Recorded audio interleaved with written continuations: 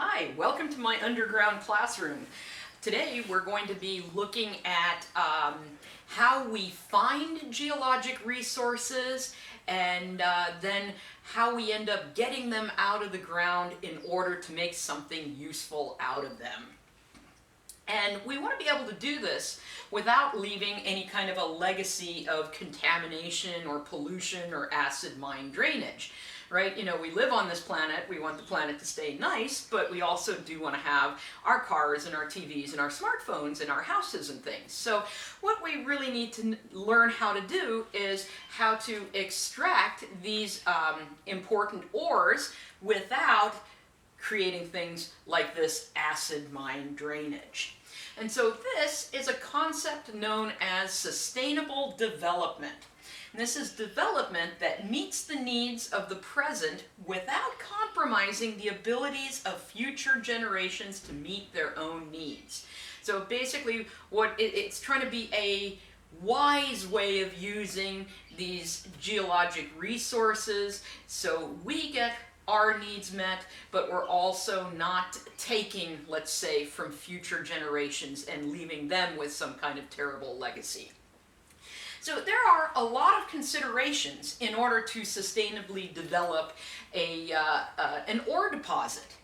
And this ends up becoming quite a long, drawn-out process.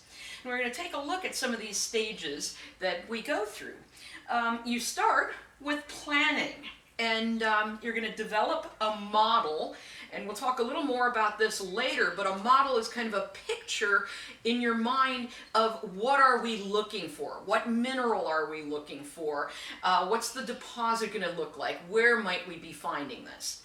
And when we have that in mind, we're then going to select a region where we think an ore deposit like that exists. And once we've done that, we will start with some reconnaissance. With reconnaissance, we're going to go to or look at that region that we think might have one of these ore deposits that we're looking for, and we'll do some remote sensing, and I'll talk about what some of those strategies and some of those techniques are. And in this remote sensing, we're then going to narrow down the possible places within that big region to certain areas. We'll select a smaller area where we think that likely ore deposit is located. Now, mind you, at this point in time, we are not making any money. We're paying for a lot of these tests, and we're paying for exploration geologists, but the mining company is not earning anything off this. And this should show you that it takes quite a bit to develop a new mine in the modern world. It's seriously not, you know, some bearded old dude and his mule wandering the hills. Nowadays, it is a long, complicated process to open a new mine. So anyway, after we do our reconnaissance and we select an area, we're going to do an appraisal. And this is going to involve boots on the ground, where we're going to actually make some maps of the area, look at what the rock types are, get some of the minerals from that area. We're going to do geochemistry and just see how concentrated the ore might be in that place. And we'll start thinking about, is there enough of this valuable ore that it would be profitable to mine it? And if at this point, now mind you, with each one of these steps, the mining company might say that's the end of this project. It doesn't look like it's worth investing in. So, you know, after reconnaissance, your exploration geologist might go back and be like, there is nothing that looks good, and they'll just stop. That's it. But, you know, if things look promising, they'll go to the appraisal. And then if at the end of the appraisal things look promising still, we're going to do some drilling. And this isn't like oil drilling. Oil drilling, you drill to extract something. This, we are recovering core. And core is these cylinders of rock, and that we pull out of the ground. And what this helps us do is get a 3D image of the ore deposit. You know, making maps of the surface tells us what we see on the surface, but when we drill in the ground and we actually recover rock from underground, we can then get an idea of just how big the ore deposit is, how deep it might go, and things like that. And so we'll do this drilling. And again, at the end of this, we might construct our 3D view of this ore deposit, and we might tell the mining company, nope, this is not good enough. Or you might proceed to the development stage.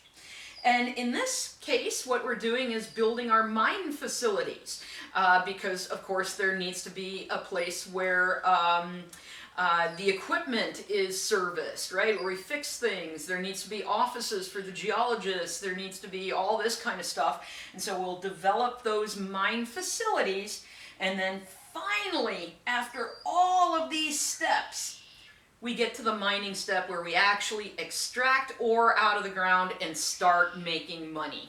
So all the way up to here, the mining company is spending money. They don't start making money off the project until this point in time. And from your planning stage to actually opening a mine can, in some cases, take over a decade to do. And so when I said these can be long-term projects that last quite a while, I'm not kidding about that.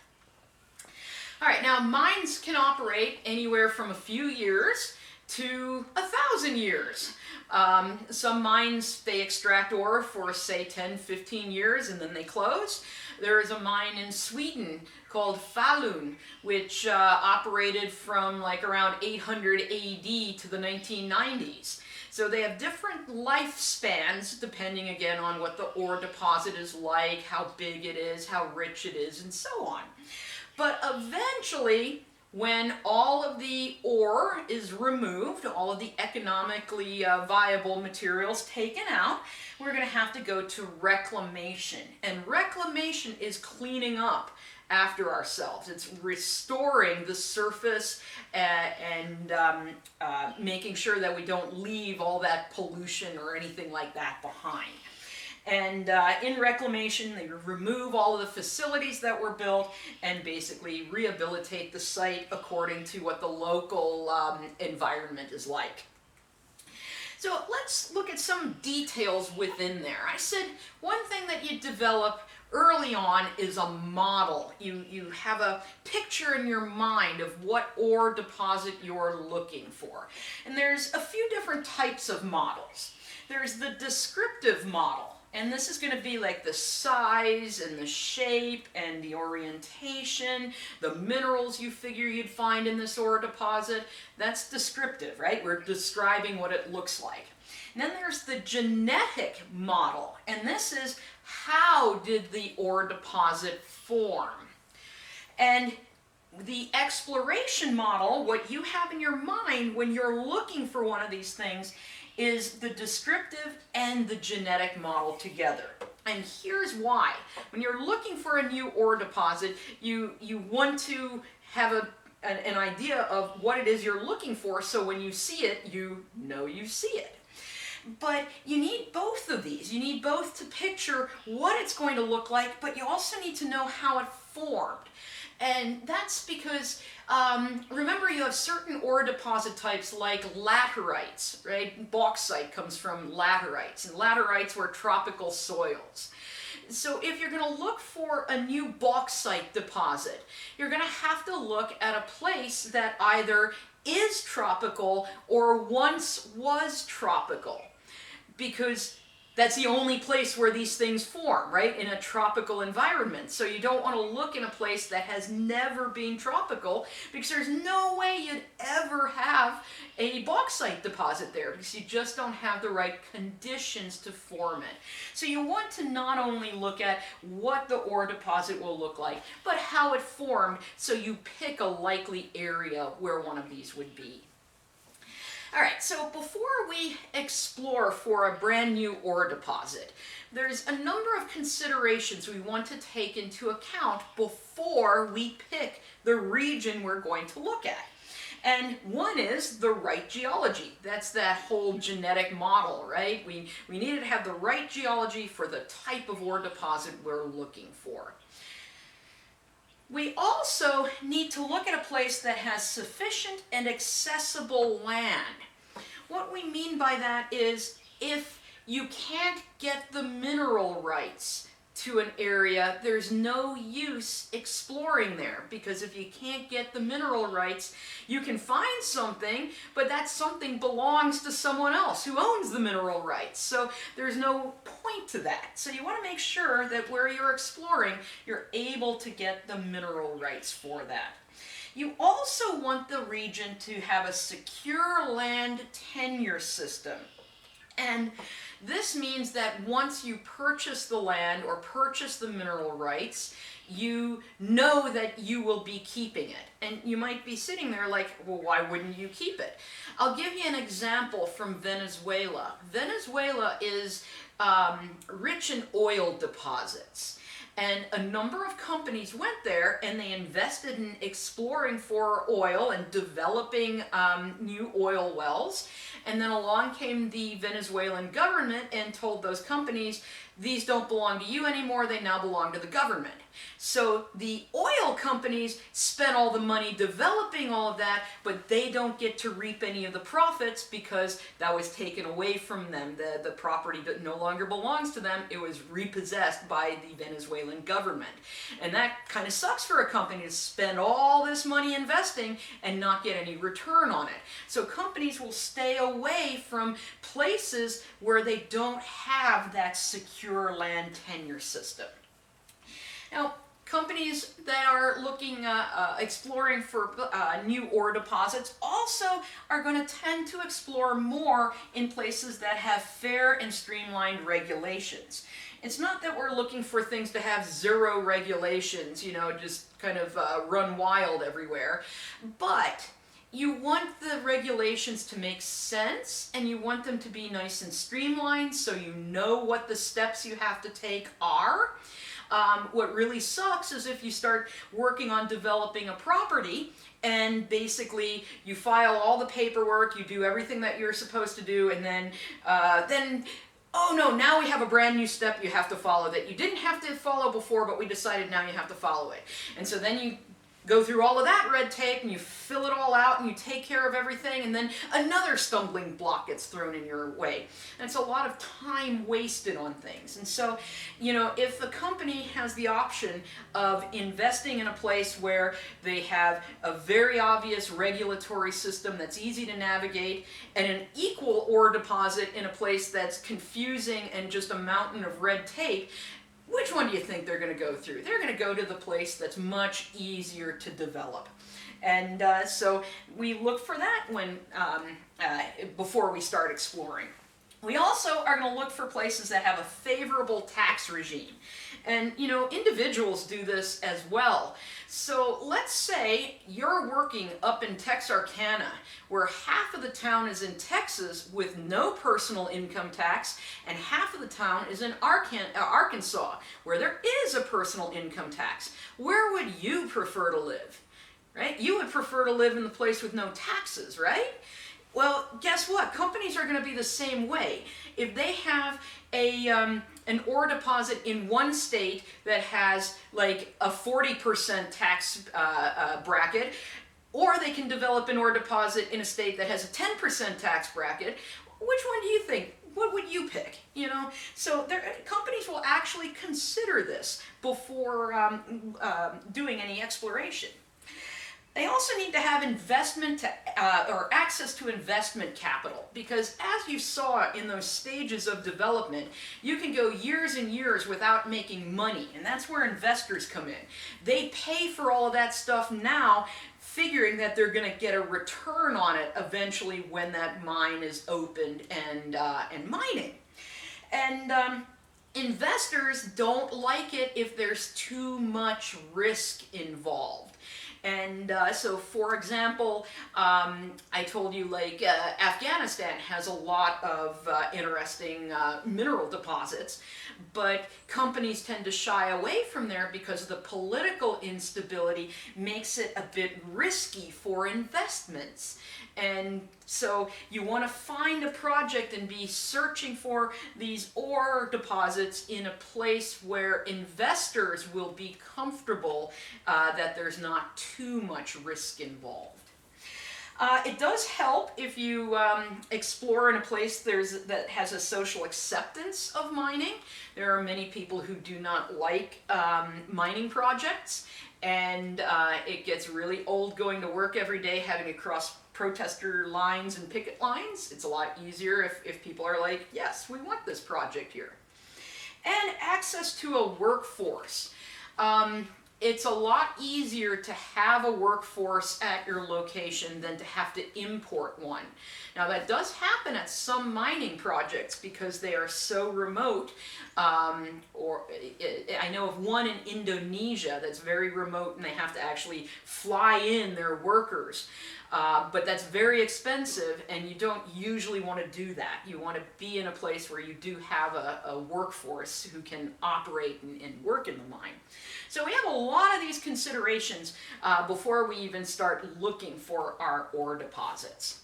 So anyway, let's say we have we're working on a project, and now we're going to be doing some of the reconnaissance to try to narrow down the best place to search for our valuable material. We might do some of that remote sensing. And remote sensing is gathering information about an area without actually being in contact with it. So we're not standing on it, we're not touching it. We might be sitting in our office thousands of miles away looking at it. And how do we do that? Well, one way is with satellite images. There are satellites orbiting Earth all the time taking pictures of Earth's surface, and some of those are in visible light, but some also use what's called infrared spectra. So what we're looking at here is 3 different satellite images of exactly the same location. The only difference is what bands of light we're looking at. This one right here is in visible light and near infrared bands 3, 2, and 1. The middle one is short wavelength infrared bands 4, 6, and 8. And that one is in some different bands. You don't need to know which bands of infrared, but notice how different areas show up in different colors depending which wavelengths of light we look at. Well, why does this help? You can see, like in the far right image, it says in this wavelength region, variations in quartz content appear as more or less red. Carbonate rocks are green, and mafic volcanic rocks are purple. So let's say we were looking for an ore deposit in carbonate rocks. Well, then we'd be like, all right, we want to look for where the green rocks are located. That's our target. If we were looking for mafic volcanics, and then we'd look for the purple stuff. That would be our target. So these different wavelengths and different colors of light, even though I'm not standing there, can give me an idea of what rock types we have and what the best places to look would be. Satellite images also can sometimes show us structures, like this plunging fold right here. And depending what you're looking for, the structures might be important. We can also use aerial photographs, which are, well, photographs taken out of an airplane. Many of them are black and white. You do get ones in color and infrared. And probably the coolest thing that you can do with these, you can get stereo images. There's a special viewer called a stereo viewer that you look through, and you can actually see 3-dimensionally what Earth's surface looks like. So you can start seeing what the topography looks like. And when you get good at looking at stereo images, you can sometimes even figure out what some of the rock types are without ever having stood in that location. This is a black and white aerial photograph. This is of Death Valley, and this white area, that's all halite and salts.